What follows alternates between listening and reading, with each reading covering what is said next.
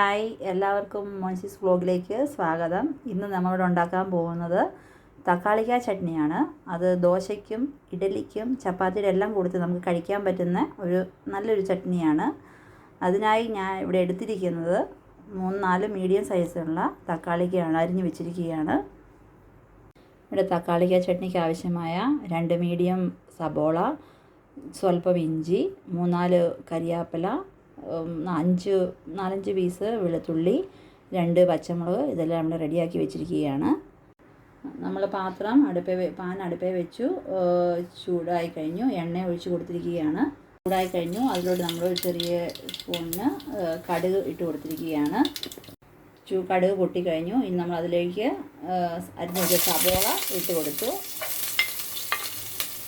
അതൊന്ന് ചെറുതായിട്ട് ഇളക്കി കഴിഞ്ഞപ്പോൾ അധികം അങ്ങ് വഴയണ്ട. ഇപ്പം ലാസ്റ്റ് എല്ലാം കൂടെ പിന്നെ ഒഴിച്ച് വഴേണ്ടതാണ്.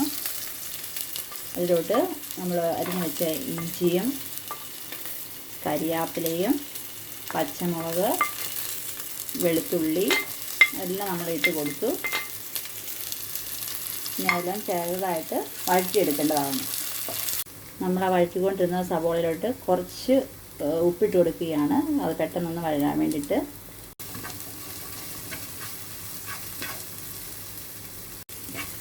നമ്മൾ ചെറുതായിട്ട് അതെല്ലാം വഴന്ന് വന്നിരിക്കുകയാണ്.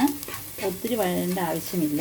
ഇനി അതിലേക്ക് നമ്മൾ അരിഞ്ഞു വെച്ചിരിക്കുന്ന തക്കാളിക്ക കുറേശ്ശെ ഇട്ട് കൊടുക്കുകയാണ്. അതെല്ലാം കൂടെ ഇട്ട് കുറച്ച് നേരം നമുക്ക് വഴറ്റാം. നമ്മുടെ തക്കാളിക്ക ശരിക്കും വഴന്നൊക്കെ വന്നിരിക്കുകയാണ്.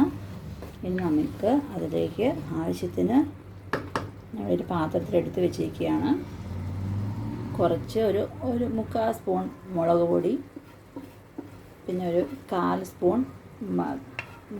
ഇച്ചിരി മഞ്ഞൾപ്പൊടി, അത് രണ്ടും നമ്മൾ അതിലേക്ക് ഇട്ട് കൊടുക്കുകയാണ്.